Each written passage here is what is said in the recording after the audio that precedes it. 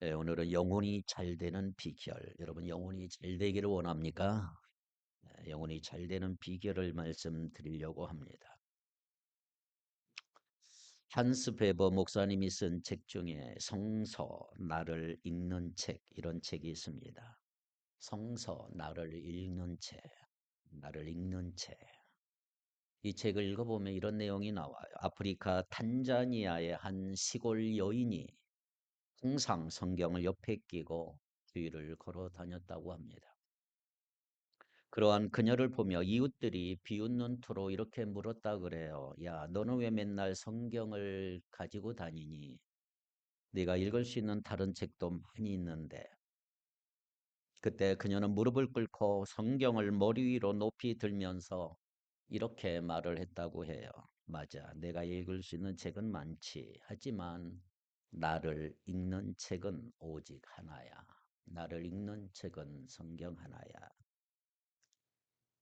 이 이야기는 우리가 성경을 읽고 그 말씀에 귀를 기울이는 이유를 매우 감동적으로 전하고 있습니다. 어떻게 아프리카 탄자니아 시골에 사는 여인의 입에서 이런 고백이 나왔는지 여러분 놀랍지 않나요? 근데 여러분 자료를 찾아보니까 탄자니아라고 하는 나라는 인구가 약 6,200만 명이에요. 그리고 기독교 인구는요, 30%. 6천만 명을 잡아도 30%면 3, 6, 18, 1,800만이 기독교 인구예요. 인구도 기독교인도 우리나라보다 훨씬 더 많습니다. 그래서 이런 고백이 그냥 나오는 것이 아니구나 이런 걸 느꼈어요. 여러분 우리가 성경을 읽는 것은 엄밀한 의미에서 이 여인의 고백처럼 성경에서 무엇을 얻기 위한 것도 아니고 무슨 처세술이나 삶의 교훈을 얻기 위해서 성경을 읽는 게 아니에요. 그런 것들은 다 부수적인 것들입니다. 성경은 읽는 사람에게 나는 누구인가? 나는 어디서 왔는가? 나는 어떻게 살아야 하는지, 그리고 이 땅을 삶을 마치고 난 후에 나는 과연 어디로 가는가라고 하는 우리의 근본을 알게 해 주는 것이 성경이에요. 우리가 마음의 문을 열고 집중해서 성경을 읽으면 성경이 나를 읽기 시작합니다. 나의 문제를 읽고 나의 필요를 읽고 내가 해야 할 일이 무엇인지를 읽습니다. 그리고 깨닫게 돼요. 그래서 성경을 올바르게 읽은 사람은 누구든지 자신이 누구인지를 알게 되고 그의 삶이 죄에서 벗어나 하나님의 자녀로서 진정한 삶을 살게 되는 줄 믿습니다. 그렇습니다. 여러분 기억에 있으면 좋겠어요. 성경은 나를 읽는 책이다. 따라할까요? 성경은 나를 읽는 책이다. 믿습니까? 성경은 나를 읽는 책이에요. 그래서 성경을 읽으면 나 자신을 발견하게 되고 나 자신을 올바로 세우게 돼요. 그러므로 오늘 주시는 말씀을 통해서 나의 현 주소를 발견하고 내가 지금 어디에 서 있는지 바로 나를 세우고 나답게 살기를 결단하는 여러분 되기를 축복합니다. 자, 우리가 잘 아는 바와 같이 예수님은 12 제자가 있었어요.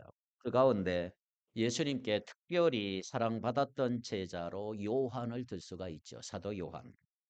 12 제자 중에 요한의 나이를 정확히 가름할 수는 없지만 요한은 12 제자 중에 가장 오래 산 장수한 제자였습니다. 요한 3서 오늘 본문이 기록된 요한 3서를 기록할 때만 해도 그의 나이가 거의 90세가 넘어가는 고령이었습니다. 근데 사도 요한은 평생 이렇게 복음을 위해 사역하면서 많은 영적인 자녀들, 제자들을 많이 생산해냈지요. 특별히 요한에게 언제나 감사와 기쁨을 주는 한 사람이 있었는데 그 사람이 바로 1절에 나오는 가이오라고 하는 사람입니다. 가이오. 요한 3서를 우리가 읽어보면 요한이 가이오에게 쓴 짧은 편지 내용을 기록하고 있습니다. 가이오를 생각할 때마다 얼마나 축복하고 싶었던지 그는 편지 서두에서부터 축복을 아끼지 않고 있는 것을 발견할 수가 있습니다. 자, 2절을 같이 한번 읽어봅니다. 2절입니다. 시작. 사랑하는 자여, 내 영혼이 잘됨 같이 내가 범사에 잘되고 강건하기를 내가 간구하노라. 아멘. 현대말로 요약하면 이런 거예요. 영혼이 강건해지기를 바란다. 육신이 건강하기를 원한다. 그리고 범사에 형통하기를 원한다. 나는 그대의 영혼이 평안함 같이 그대에게 모든 일이 잘 되고 그대가 강건해지기를 원한다는 거지. 중요한 것은 이것입니다. 사도 요한이 가이오에게 축복하고 싶었던 그 내용은 바로 하나님께서 오늘 우리를 통해서 우리를 향해 축복하고 싶어 하시는 내용이다는 거죠. 그래서 우리는 성경을 읽을 때마다 하나님이 나를 이렇게 붙들어 주시기를 원하는구나.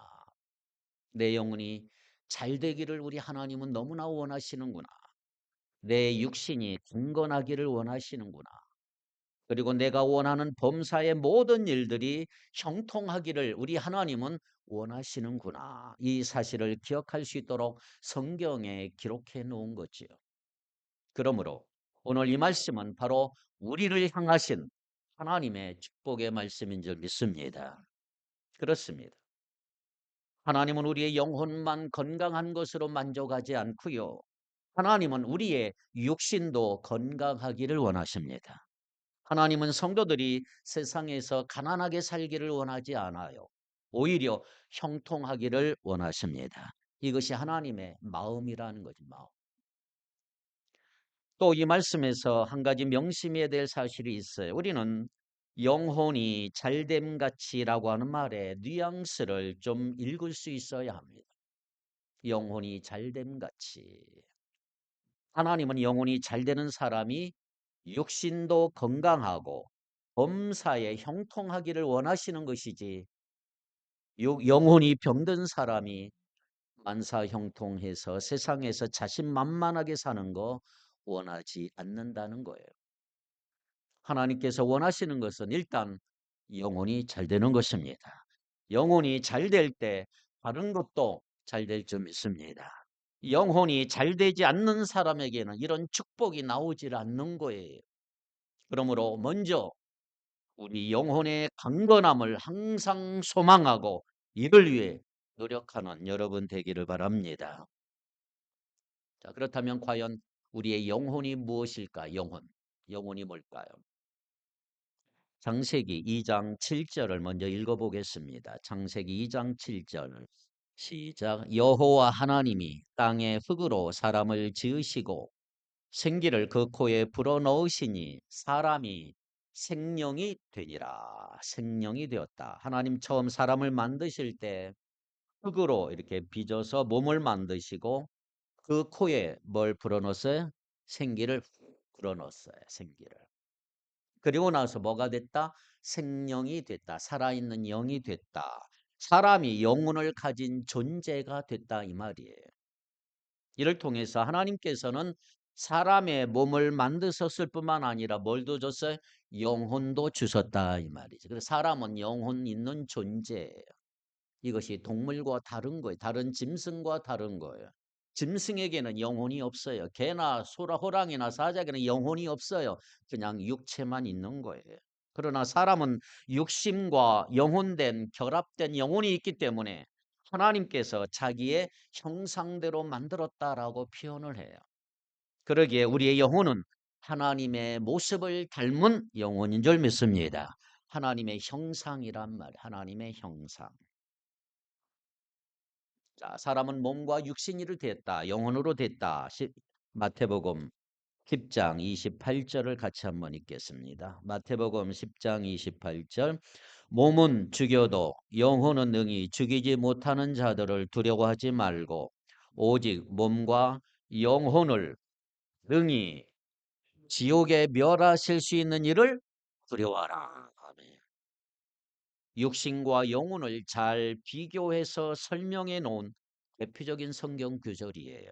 예수님이 이렇게 말씀하셨잖아요. 몸은 죽을 수 있다. 영혼은 죽지 않는다. 이 사실을 대비시켜서 우리의 존재가 몸과 영혼으로 만들어져 있음을 알려주고 있는 것입니다. 그러나 우리가 신약 성경을 읽어보면 영혼이라고 하는 단어를 마음 혹은 정신이라고 하는 단어와 번갈아 사용하고 있는 것을 발견해요. 보이지 않는 내면의 세계를 가리키는 것만큼 표현이 다양해질 수 있다는 사실도 기억하셔야 합니다. 그러니까 영혼이란 뭐냐? 보이지 않는 내면의 자아라고 할 수가 있고요. 우리의 속사람이라고 말할 수가 있어요. 우리의 속사람. 하나님께서는 우리 안에 거하심으로 가득 찰 수 있는 내면의 실체라 이 말이에요. 하나님과 만나는 가장 적합한 장소. 찬양과 감사와 기쁨이 충만하고 하나님께 거룩한 제사를 드릴 수 있는 우리 내면의 가장 깊은 곳에 자리 잡은 지성소. 그것이 바로 영혼인 것입니다. 영혼. 경우에 따라서 하나님을 사모하고 사랑하고 갈망하는 우리의 내면의 자아라고 말씀드릴 수가 있겠지요. 시편 42편으로 한번 넘어가 보십시오. 시편 42편 1절에 보니까 영혼의 갈망이 이렇게 기록되어 있습니다. 같이 읽겠습니다. 하나님이여 사슴이 시냇물을 찾기에 갈급함 같이 내 영혼이 주를 찾기에 갈급하니이다. 아멘. 세 번역에 보니까 하나님 사슴이 시냇물 바닥에서 물을 찾아 헐떡이듯이 내 영혼이 주님을 찾아 헐떡입니다. 하나님을 찾아 헐떡이고 갈망하는 내 내면의 자, 그것이 바로 영혼이라고 할 수가 있지요. 어떤 때는 영혼이 엄청난 에너지가 터져 나오는 힘의 원천이 될 수가 있고요. 경우에 따라서는 심오한 고통과 고난과 일증과 갈급함을 느끼면서 몸부림치기도 하지만 중요한 사실은 오늘 우리 모두는 이러한 영혼을 다 갖고 있다는 거예요. 이런 영혼이 있는 존재란 말이죠. 근데 문제는 뭐냐 하면 일반적으로 세상 사람들, 믿지 않는 사람들은 영혼에 대해서 관심이 별로 없다는 거예요. 자기에게 영혼이 있는지 없는지 전혀 관심이 없어요. 그들의 궁극적인 관심이 뭐예요? 오직 내 육신, 겉으로 보이는 육신의 건강, 세상에서 누리는 행복과 성공밖에 다른 게 없어요. 그러나 육신의 건강에 쏟는 관심의 10분의 1이라도 영혼에 쏟는다면 세상 사람들의 모습은 아마도 훨씬 달라질 것입니다. 가끔 실내 스포츠를 즐기는 모습을 봐. 이 교회 앞에도 바로 스포츠 센터가 있는데 젊은 여성들이 열심히 런닝머신 위에 달리는 모습들, 열심히 운동하는 모습들, 열심히 운동하는 것을 보면 야, 참 오래 살겠다, 건강하겠다는 생각이 들죠. 그리고 몸에 좋다면 이것저것 가리지 않는 먹어대는 우리나라 사람들의 그 식성, 세계적으로 유명하잖아요. 몸에 좋으면 다 먹잖아요.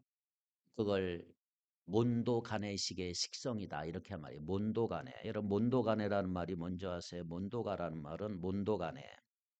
이 괴식가, 이상하고 혐오스러운 음식을 먹는 사람들을 총칭해서 몬도가네라 그래요.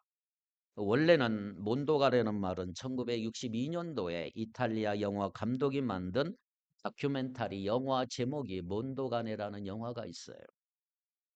이 몬도가네 이 말은 이탈리아 말로 개 같은 세상 이런 뜻이에요. 개 같은 세상. 각 세계 각 지역을 돌아다니면서 기괴하고 엽기적인 풍습을 찍은 그 어떤 다큐멘터리 영화지요. 괴상한 풍습 중에는 이상한 음식도 먹고 혐오스러운 음식도 먹고 우리나라 사람처럼 몸에 좋다면 다 먹어대는 뭐든지 먹어대는 그건 몬도가네식의 식성이다. 이런 것들은 사람들이 건강에 얼마나 지대한 관심을 쏟는지를 잘 보여주고 있지요. 뿐만 아니라 많은 사람들이 세상에서 성공하기 위해서 밤낮 없이 씨름하면서 시간과 정력을 투자하고 있잖아요. 심지어 영혼 없는 존재처럼 보일 정도로 영혼에 대해서 전혀 관심이 없어요. 그 대표적인 인물이 바로 성경 누가복음 12장에 등장하는 어리석은 부자의 비유라고 할 수가 있죠. 자, 그는 젊고 건강했어요. 게다가 하는 일마다 잘 되어 재산이 점점점 불어났어요. 농사를 지으면 다른 사람보다 두세 배 훨씬 더 많은 수확을 거둬들이고 나중에는 쌓아놓을 창고가 없을 정도로 곡식이 차고 넘쳤어요. 가끔 창고 안을 둘러보는 것만으로 배가 불렀던 사람. 그래서 내 영혼아, 여러 해 쓸 물건을 많이 쌓아두었으니 평안히 먹고 쉬고 마시고 즐거워하자 말할 정도로 부유한 나날들을 보내고 있었던 이 부유한 부자. 그러나 이 사람은 영혼에 대해서는 관심이 하나도 없었어요. 다만 먹고 마시고 즐기면 영혼도 잘 될 줄 알았어. 몸을 잘 위하면 영혼은 절로 따라올 거라고 착각했어요. 그런데 하나님께서는 이 부자를 향해 뭐라고 말씀하신가요? 누가복음 12장 20절을 같이 읽겠습니다. 하나님은 이르시되 어리석은 자여 오늘 밤에 내 영혼을 도로 찾으리니 그러면 내 준비한 것이 누구의 것이 되겠느냐 하셨으니. 어리석은 사람아, 오늘 밤에 내 영혼을 내게서 도로 찾을 것이다. 그러면 네가 이제까지 뼈 빠지게 장만한 것들이 누구의 것이 되겠느냐. 영혼에 대해서 관심을 가져야 될 인간이 영혼 무시하고 살면 나중에 어리석은 종말을 맞이하게 될 것이다 라고 하는 거죠. 우리 주변에 이런 사람들이 한두 명이 아니에요.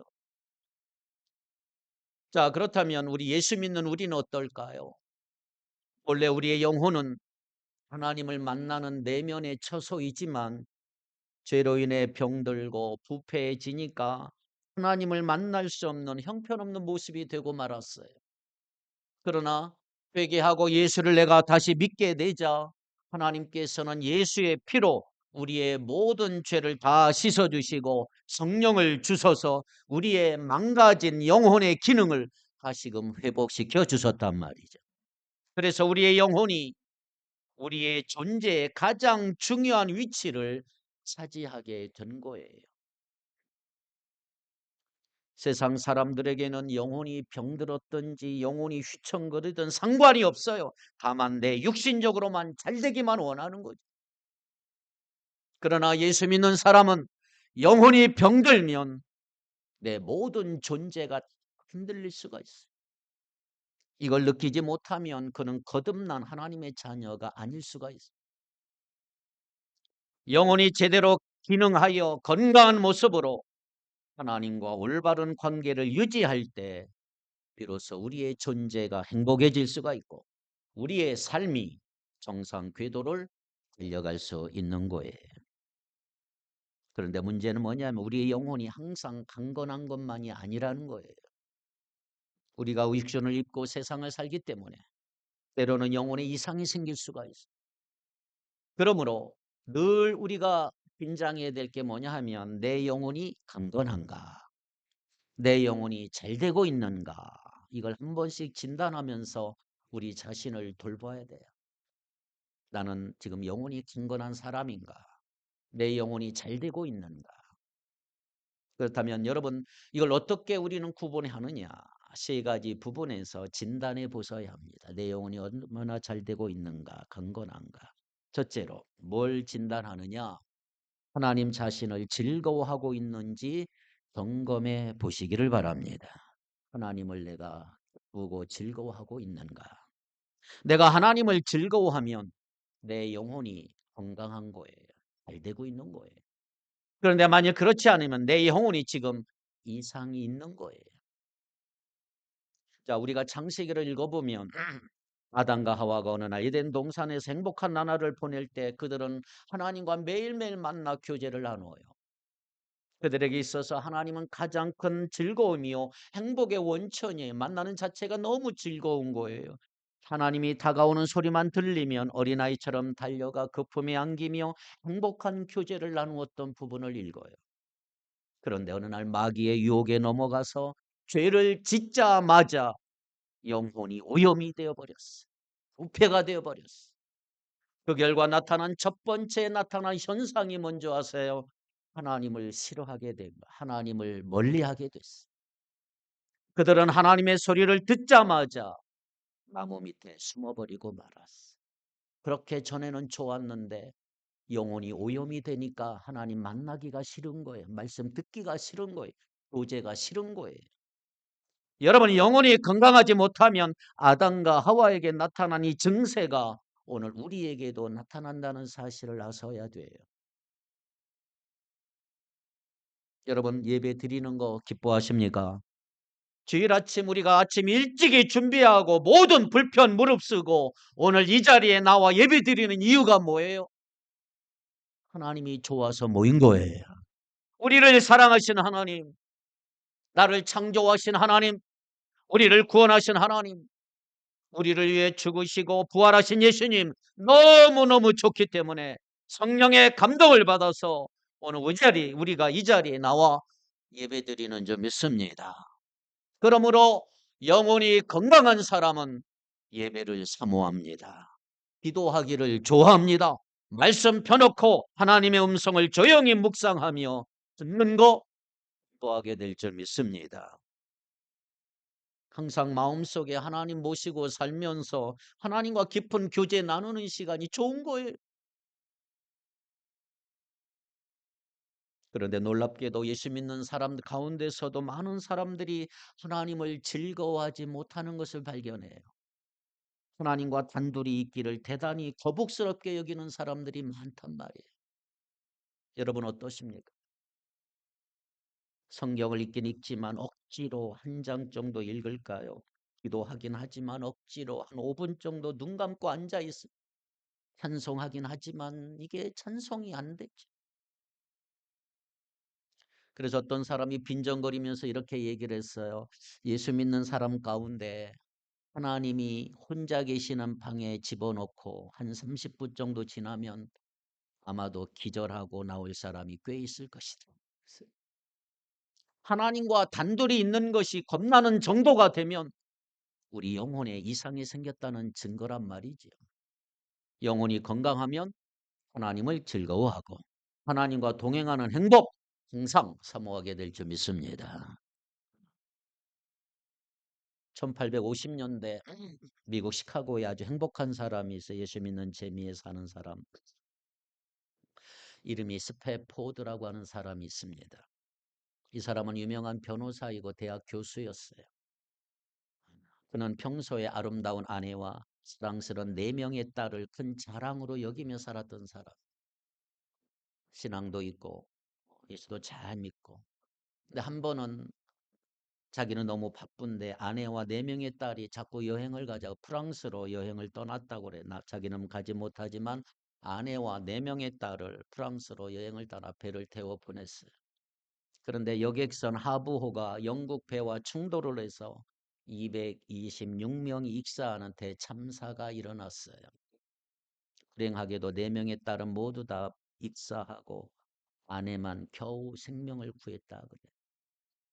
이 스패포드는 사고 현장에 도착해서 딸들의 이름을 부르며 얼마나 절규했는지. 그러지 않겠어요? 4명의 딸이 죽었는데 몸도 약해져 가고 마음도 지쳐져 가고 딸들이 너무 보고 싶은 거예요.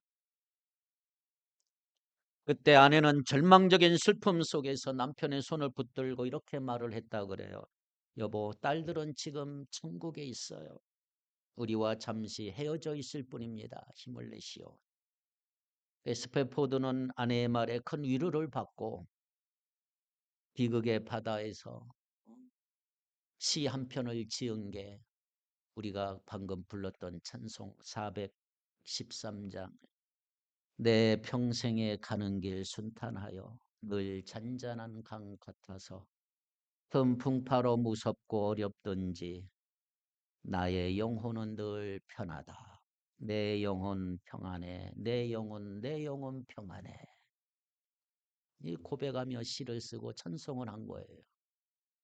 그 찬송을 끊임없이 부르면서 육신도 회복이 되고 영혼도 회복이 되고 행복해진 거예요. 딸 4명은 잃었지만 그리고 마침내 1881년에 시카고에서 살던 모든 짐을 정리해서 하나님의 음성을 듣고 이스라엘 예루살렘으로 이사를 해서 예루살렘에서 기독교 유토피아 공동체를 설립을 해서 운영을 하다가 마침내 말라리아로 걸려서 사망하게 됐어요. 하나님과 교제하는 아름다운 행복을 맛보고 살았기 때문에 영혼도 잘되고 육신도 건강도 유지할 수 있었던 거지요. 이 스패포드의 이야기를 들으면 정말로 인생이 이렇게 꼬인 사람이 없나 할 정도로 많이 꼬인 사람이에요. 나중에 제가 말씀을 다 안 드렸지만 재혼을 결혼을 해서 이 아내의 몸에 또 아기를 낳는데 그 아이가 또 죽고 또 죽고 그래요. 죽는 역사, 죽는 역사. 그런데도 나중에 영혼이 다시금 회복이 되고 내 영혼은 편안하다, 편합니다. 여러분, 복은 눈에 보이는 게 있는 게 아니고 눈에 보이지 않는 영원한 것에 있다는 사실을 믿으시기 바랍니다. 그래서 복받은 사람은 어떤 상황 속에서도 두려워하거나 염려하지 않는 마음의 여유가 있단 말이죠. 그래서 여러분, 오늘 우리에게도 이런 영혼의 강건함이 있는지 살펴볼 필요가 있어요. 하나님과 교제하고 함께 있는 그 시간을 사모하고 사랑하고 즐거워할 수 있는 사람, 그는 영혼이 건강한 사람입니다. 그러나 그것이 귀찮아서 적당히 때우고 할 수 있는 대로 멀리 도망하려고 하는 사람은 심각한 병에 걸려 있는 거죠. 두 번째로, 건강하고 형통할 때 내 마음이 세상으로 기울어져 있는가 있지 않은가 진단해 보십시오. 대부분의 사람들은 일단 세상에 태어나서 한 생을 건강하게 살아가지요. 그리고 그들 가운데 많은 사람들은 소위 세상에서 말하는 성공하는 사람들이에요. 자기가 목표한 목적에 달성하기도 하고 자신의 능력 이상으로 여러 가지 형통함을 맛보며 세상을 살게 돼요. 예수 잘 믿는 사람 가운데서도 어느 날 하나님께서 복을 주셔서 몸도 건강하고 가정도 편안하고 하는 일마다 형통한 경우도 많이 있어요. 그런데 그렇게 젊고 건강하고 형통할 때 내 마음이 세상으로 기울어져 있는지 있지 않은지 잘 살펴보셔야 한단 말이에요. 열의 9은 그렇게 될 확률이 많기 때문에. 내가 병들었을 때는 하나님 없으면 못 살아요. 울고불고 막. 내가 가난할 때는 세상에 정죄지 않고 오직 내 마음을 나를 사랑하사 나를 위하여 십자가에 죽으신 예수님께 다 드렸습니다. 내 일이 제대로 안 될 때는 오직 예수님만이 나의 기쁨이요 소망이라고 고백을 했어요. 그런데 어느 날 건강하고 형통해지고 돈 많이 버니까 세상 사는 재미가 생기고 나도 모르게 점점 세상으로 내 마음이 기울어져. 그래서 하나님과의 관계는 형식적으로 때우고 많은 시간과 노력, 돈을 자신의 즐거움과 행복을 위해 투자하기 시작을 해요. 그래서 마음이 세상으로 기울어지게 됐어. 이런 사람은 그 영혼에 이상이 생겼다고 하는 것을 아셔야 되겠죠. 아, 내 영혼이 문제가 있구나. 여러분, 이상하게도 우리의 영혼은 고난보다는 형통에 아주 약한 특징을 가지고 있어요. 아마 그것은 우리가 육신을 입고 있기 때문에 세상에 살고 있기 때문에 그래요. 내가 고난을 당할 때는 내 영혼이 생생하게 살아있어. 근데 내가 형통하게 되고 잘 되게 되면 영혼이 그냥 죽어버려요. 그만큼 형통할 때는 영혼의 위기를 맞이할 때가 많다라고 하는 것을 전제하는 거죠. 그래서 디모데전서 6장 10절에 돈을 많이 벌고 세상적으로 행복하게 사는 사람들에게 경고해 주는 말씀이 있죠. 디모데전서 6장 10절을 같이 읽겠습니다. 돈을 사랑함이 일만하게 뿌리가 되나니 이것을 탐내는 자들은 미혹을 받아 믿음에서 떠나 많은 근심으로써 자기를 찔러도는. 돈을 벌면 벌수록 돈을 더 사모하게 되고 나중에는 믿음에서 떠날 수 있다. 결국 하나님보다 재물에 소망을 두는 타락한 인간이 되기 쉽다. 이렇게 경고하고 있지요.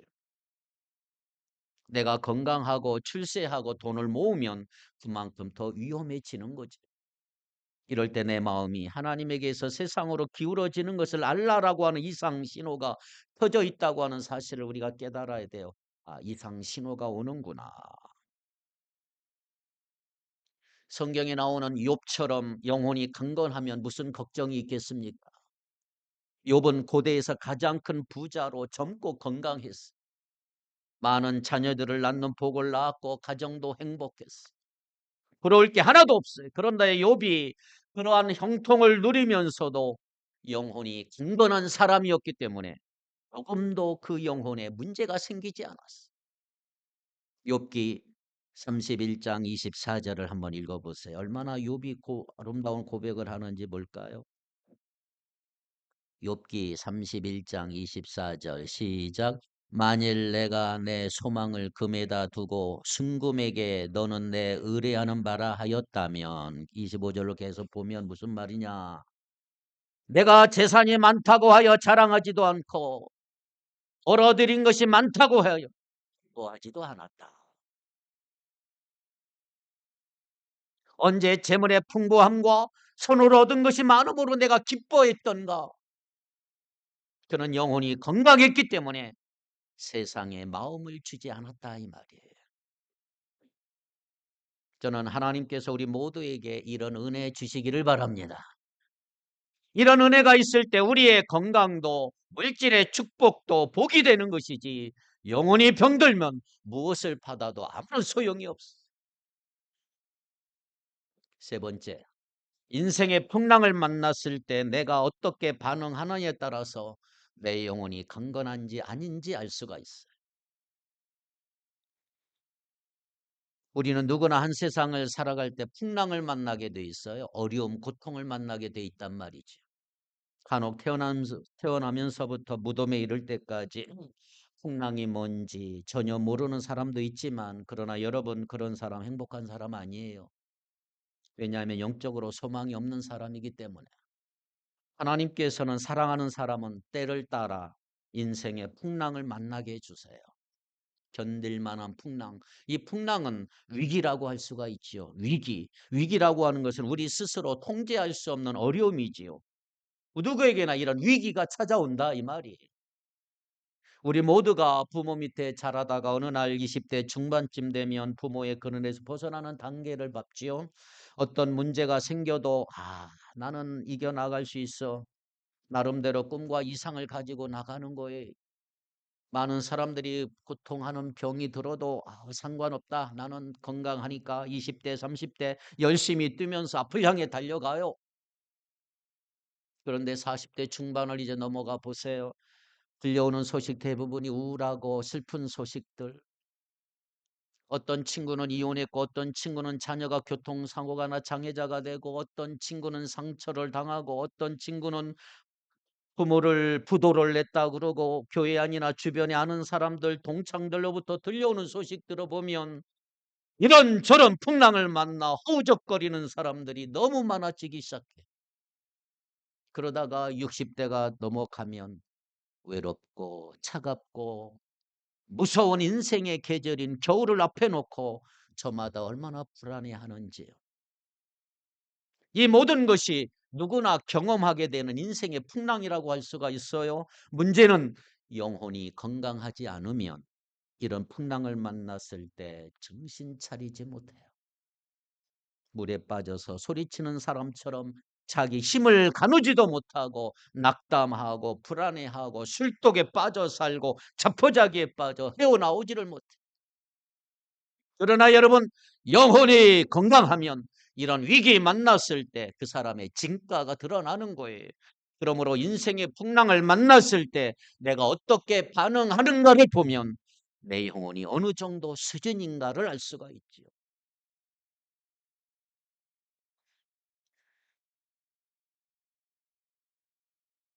요트를 한 번도 타본 적이 없어서 요트의 그 구조는 잘 모르지만 책을 통해서 요트가 어떤 것인가를 좀 봤어요. 지금부터 약 30년 전에 이 마이클 플랜트라고 하는 요트 경주자가 미국에서 대서양을 건너 유럽으로 횡단할 계획을 세웠어요. 이미 세계 일주 경력이 있을 만큼 요트 경주에 있어서는 베테랑이에요. 코요테라고 하는 중형급 요트를 멋있게 만들었어. 누가 봐도 부러워할 만한 날렵한 몸체를 가진 멋진 요트를 만들고 최신 무선 장비를 쫙 갖추고 혼자서 단독으로 대서양 횡단을 시작을 합니다. 아무도 그 사람이 실패할 거라고 의심하지 않아요. 그런데 어느 날 미국을 떠난 지 11일 만에 그 요트가 행방불명이 돼버렸어.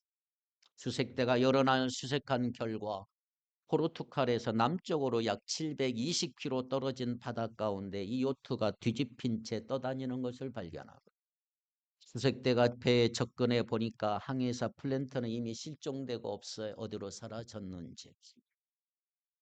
그런데 여러분 요트는요 뒤집어져도 금방 제자리로 돌아온다는 사실이 이걸 저는 이제 알았는데 요트는 구조상 전복되지가 않아요. 다시 원상태로 되는 거예요. 물에 빠지면 이렇게 쓴단 말이에요. 그런데 이 요트가 제자리로 돌아오지 못하고 뒤집혀서 떠다닌다는 거 있을 수가 없다는 거예요. 그래서 이것이 도대체 어떤 일인가 수색대원이 막 찾기를 시작했는데 중심을 잡기 위해 요트의 가운데 있는 그 벨러스트라고 그래요. 벨러스트. 용골 부분에 약 4톤짜리 3몇 킬로인데 4톤짜리 중량을 딱 매다는데 그게 없어진 거예요. 벨레스트가 없어졌어. 무게 중심을 잡아주는 추가 없어진 거예요. 바위에 부딪힌 것도 아니고 없어진 것도 뭐 어디 갔는지 모르는 거예요. 배가 뒤집혔는데 제자리로 돌아오지 못한 거예요. 그 벨레스트가 없기 때문에. 그래서 수색대는 이런 결론을 내렸다고 합니다. 이 플랜트가 너무 자기 기술과 힘만 믿고 배를 처음 만들 때 수면 위에 보이는 부분은 너무너무 신경을 썼는데 수면 아래 보이지 않는 이 벨러스트 용골 부분에 대해서는 신경을 덜 쓴 것 같다. 그걸 만들지 않았다는 거예요. 사람들의 눈에 보이는 수면 위의 부분들, 날렵한 몸체, 바람을 가로안고 터질 듯 팽팽하게 떠쳐 있는 돛, 최신 장비로 만든 무선 통신 기계 이런 것들은 너무너무 신경을 쓰고 잘 만들었지만 눈에 보이지 않는 수면 아래 용골 부분은 등한히 했다라고 결론을 내리죠. 자, 풍랑이 없는 바다를 항할 때는 아무 이상이 없어요. 잘 갑니다. 어딘가 잘못됐는지 아무도 몰라요.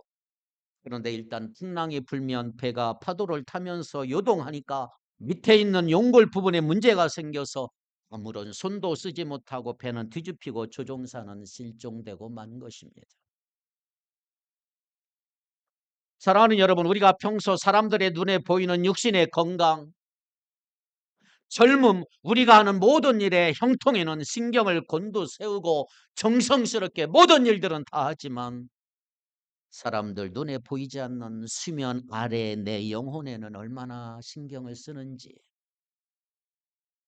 내 영혼이 육신의 건강보다 더 무거워야 되는데 내 영혼이 이 세상 형통보다 더 무게가 있어야 되는데 그래야 인생의 풍랑을 만났을 때 뒤집혀져도 다시 제자리로 돌아오는데 영혼이 건강하면 어떤 풍랑을 만나도 제자리로 돌아오게 되는데 영혼이 강건하지 못하니까 불어닥친 파도에 넘어가 일어나지를 못하고 세상 풍파에 젖빠지고 넘어지고 있는 것입니다.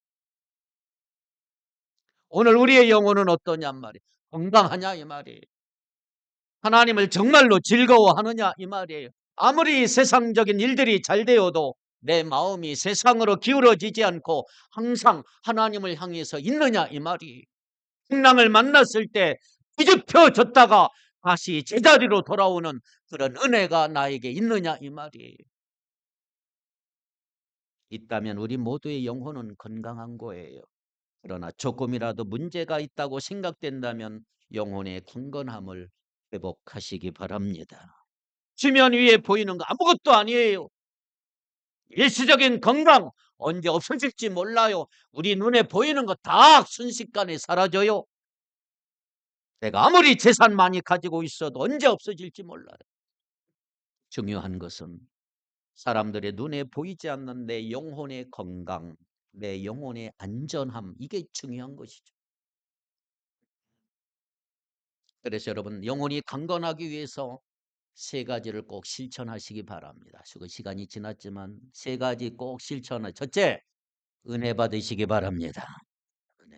히브리서 13장 9절. 마음은 은혜로서 굳게 함이 아름답고 식물로서 할 것이 아니니.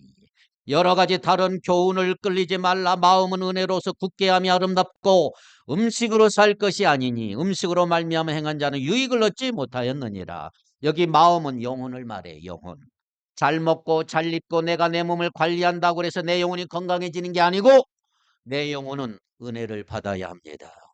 그러기 위해 하나님의 말씀을 가까이 하시기 바랍니다. 그 말씀을 가지고 여러분의 영혼에 영양분을 보충하시고요. 날마다 기도하기에 힘쓰십시오. 에베소서 3장 16절 시작. 그 속의 영광의 풍성함을 따라 그의 성령으로 말미암아 너희 속사람을 능력으로 강건하게 하시오며. 아멘. 우리의 속사람은 성령의 능력을 받아야 합니다. 우리가 기도할 때 성령의 능력을 체험할 수가 있는 거예요. 그러므로 기도하기를 사모하고 부지런히 기도하고 기도하는 중에 하나님의 능력을 체험하기를 바랍니다. 그럴 때 내 영혼이 은혜 받는 것이다. 두 번째, 순종하시기 바랍니다. 첫째는 은혜 받아야 되고 두 번째 순종해야 돼요. 아무리 내가 교회를 열심히 들어도 순종하지 않으면 아무것도 아니에요. 순종은 내 영혼의 근육과도 같아요. 근육. 운동하지 않으면 내 근육이 붙지를 않아요. 마찬가지 내가 하나님의 말씀에 잘 순종하면 내 영혼에 근육이 붙어서 힘이 생기게 된다. 그죠? 자, 오늘 우리가 읽은 본문의 주인공 가이오 장로님 보세요. 3절 보세요. 3절 시작. 형제들이 와서 내게 있는 진리를 증언하되 내가 진리 안에서 행한다 하니 내가 심히 기뻐하노라. 진리 안에서 행하는 사람. 내가 정말 왜 영혼이 잘 된다고 요한이 가이오를 칭찬했나요? 그는 진리 안에서 순종하는 삶을 살았다 이 말이에요. 그 당시 무전 여행을 하면서요 복음을 전하는 전도자들이 많았던 시대예요. 전도자들이 찾아오면 이 가이오 장로님은 먹이고 채워주고 이거 보통 귀찮은 게 아니거든. 그런데도 가이오는 자기 아무것도 몸에 걸치지 않고 돌아다니며 복음을 전하는 사람들이 집에 오면 전도자들의 뒷바라지 말없이 섬기고 희생을 했던 사람, 사랑을 실천한 사람. 그래서 가이오는 진리 안에서 행하는 자라. 여러분 순종해야 내 영혼이 건강해진다. 순종하지 않는 사람은 절대로 그 영혼이 건강해질 수가 없어. 마지막으로 셋째, 영적 싸워라. 영적 싸움을 해라. 영적 싸움. 우리에게는 영적 싸움이 있어요. 우리의 영혼이 힘을 빼고 우리로 하여금 실패하도록 만들고자 눈에 보이지 않는 사탄과 악령들이 수시로 우리를 시험하고 공격하고 넘어뜨리려고 그래요. 이 영적 싸움에서 반드시 이기기를 바랍니다. 오늘 아침 나온 여러분들은 다 일단 영적 싸움에 승리한 분들이에요. 에베소서 5장 8절 9절 읽겠습니다. 에베소서 5장 8절 9절 시작. 근신하라 깨어라 너희 대적 마귀가 우는 사자같이 두루 다니며 삼킬 자를 찾나니 너희는 믿음을 굳건하게 하여 그를 대적하라. 이는 세상에 있는 너희 형제들도 동일한 고난을 당하는 줄을 알미라. 유혹받을 때마다 넘어져서 회개하는 것이 아니고 여러분들은 유혹에 맞서 싸워 이기는 것이 영혼이 강건한 사람이다. 마귀를 대적하여 물리치기를 바랍니다. 자, 세 가지 말씀드렸어요. 우리 영혼의 강건함을 위해 첫째 뭐 한다? 은혜를 받아라. 둘째 순종하라. 셋째 싸워 이기길 바랍니다. 우리의 영혼이 항상 강건해서 이 세상에서 하나님의 사랑을 받는 저와 여러분들이 되길 바라고요. 마침내 하나님이 우리의 영혼의 강건함을 보고 이렇게 말씀하실 거예요. 사랑하는 자요, 내 영혼이 잘됨같이 내가 범사에 잘되고 일어나기를 내가 안수하노라. 이 아름다운 하나님의 축복을 여러분 모두가 받아 누리기를 축복합니다. 기도하겠습니다. 전능하신 하나님, 이 시간 머리 숙여 하나님의 말씀을 마음에 담고 주님을 바라보는 거룩한 성도들에게 복을 허락해 주옵소서. 우리의 영혼이 강건하게 하옵소서. 우리의 영혼의 강건함을 딛고 우리의 육신도 건강하게 하시고 범사에 형통하여 일평생 하나님의 영광을 높이 드러나고 주님을 위해 헌신하는 아름다운 성도들 되게 하여 주옵소서. 예수님의 이름으로 기도하옵나이다. 아멘.